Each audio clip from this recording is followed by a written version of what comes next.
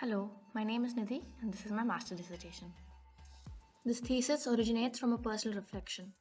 To me, a mid-sized city is one that is familiar, with a sense of scale that is more intimate and that I can relate to. A city where I don't feel lost. I try to understand what ties us to a place. I realize that one associates a city with its people and destinations. The Champs-Élysées in Paris, the Grassley in Ghent, etc. But what is common to such spaces? The character of the city and its users comes through. These are all spots of public space. So, what is public space? It's essentially places of encounter where public life unfolds. Understanding public space goes parallelly with understanding the public realm. This realm is the overlap or the intersection between the physical space and the social aspect. For Kortrek, I attempted to understand the existing network of public space. Studying this will help me figure out how to increase the vitality or dynamism visible in the city. For this, I did fieldwork and studied on 3 different planes. First, I made Nolly maps of the inner ring of Kortrek. They showed me balance between public and private patterns of spatial distribution. Speaking with different kinds of users helped me understand what they need and what they like. Based on on-site observations, I also tried to create an atlas of public space, which helped me understand what kind of movement patterns were prevalent in this city. My first Nolly map shows the distribution of public and private spaces. The lighter color here indicates the space on ground level that is freely accessible to the public, like shops, squares, streets, cafes, and so on. The darker color is the private realm, that is residential spaces and offices. Here, I take the previous map and try to break down the public space further into built and open. It is immediately visible that a large chunk of open space is circulation elements like streets. Apart from that, a very typical pattern is noticed. The bulk of active public space is clustered around the city center and it acts as a large interconnected unit with a few outliers like the Buddha Beach, the Leeuwarden, the Koning Park, and so on. Talking to users of various ages and occupations, I could deduce that people are appreciative of the island. However, some would prefer more green areas and some would prefer more active spaces. Here, I also tried to create a map of the trajectories taken by different categories of people.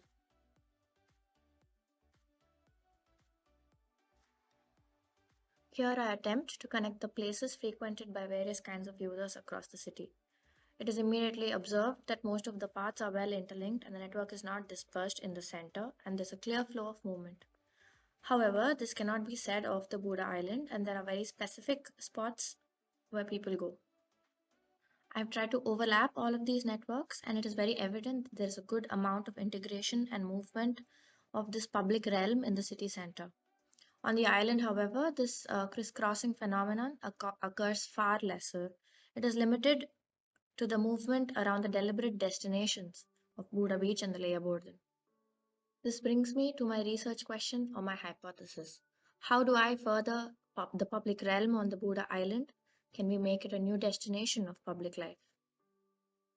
The Buddha Island has ample opportunity to become a second heart of public life for the city of Kortrek.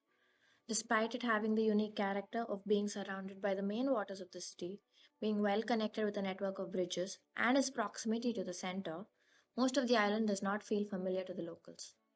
This generates a moment for me to evaluate how it can appear alienated in this mid-sized city.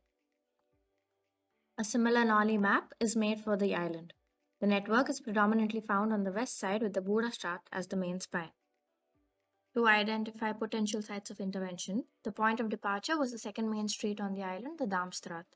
Creating a trajectory of spaces along the street would lead to a second spine and a well-dispersed network of public space. Trying to understand what can be potential interventions, I attempted to understand what kind of spaces serve the purpose of furthering the public realm the most. What shone through was that places that have an element of uniqueness attracted people. Destinations of a kind that are not available anywhere else. For instance, the Leeuwarden is a successful intervention since it's the only space in the city that allows for an interaction with the water. So, to create a communal space that enables people to gather, it is imperative for me to generate spaces with exceptional character. These spaces will act as a second layer on the network on a more intimate scale. The intention is to carry through the theme of familiarity and allow the residents of Kortrek to establish a relationship with the island. This is my first point of intervention. It is a parking island located near the Broeltoren. The current site situation is shown on this plan. It is located in the middle of an over-dimensioned road and has trees planted along the border. The ground is paved with cobblestones and is in poor condition. Here, I aim to create a place of convergence and character. For this, I tried creating an overlapping network of zigzag lines that generate different conditions at different areas. They will offer different spatial experiences at different points: grass and stone, covered and open, and so on. One of these lines is a bench in wood. This transforms across the space with varying widths and heights. It acts in some parts as a table, a path, and a bench. The intention is to create an alternative meeting point for people. In Belgium, the rains are as sudden as they are frequent. Inspired by the flax flower, a triangular slatted frame is designed. Playing with positions and heights, a canopy is generated. This creates a space that is open yet sheltered. On the ground, I add pavement and grass to generate different spatial experiences.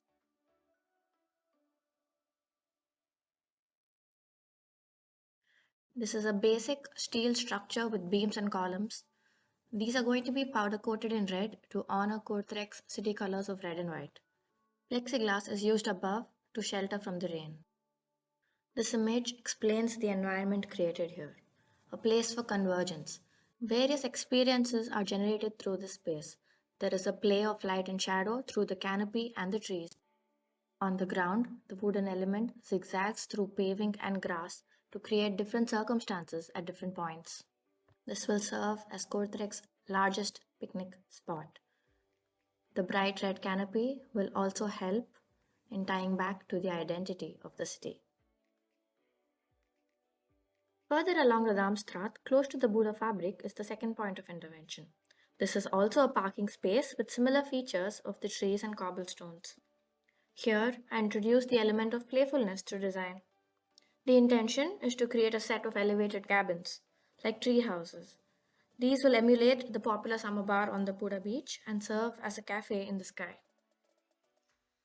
The first step is to depave the islands and create a natural layer. 6 cabins are placed within the tree line. These are then rotated around and connected through steps and walkways. Taking into account the element of privacy, the outer cabins face empty spots and the inner ones are more introverted. Open decks are placed accordingly, and 2 of the cabins are created as open platforms with no walls. The closed cabins serve as an extended cafe, serving hot chocolate in winters and iced tea in the summers. The furniture is all designed to fold against the wall or be pushed away to allow for hosting small events. This adds an element of adaptability to the space. These cabins and decks are made in wood and insulated to be used in the winters. They are supported by steel pipes and bracing and are clamped to trees where applicable. Ribbon windows are placed at a higher level to ensure privacy of the apartments around. The same roof element is repeated, and this allows for view of the tree canopy above. Plans at different levels show the open layout of the tree houses. Each of them open differently and create different experiences walking through. A slide is added at the end to allow for a loop in movement. On the ground, the zigzagging concept continues. A steel line with a wooden bench serve as separators of space. The theme of playfulness continues on this plane also. The slide ends in a pile of wood chips with small blocks for children to jump on. Towards the right, the ground is manipulated via wood to create an uneven surface that provides a different spatial experience for children. This is a place of playfulness.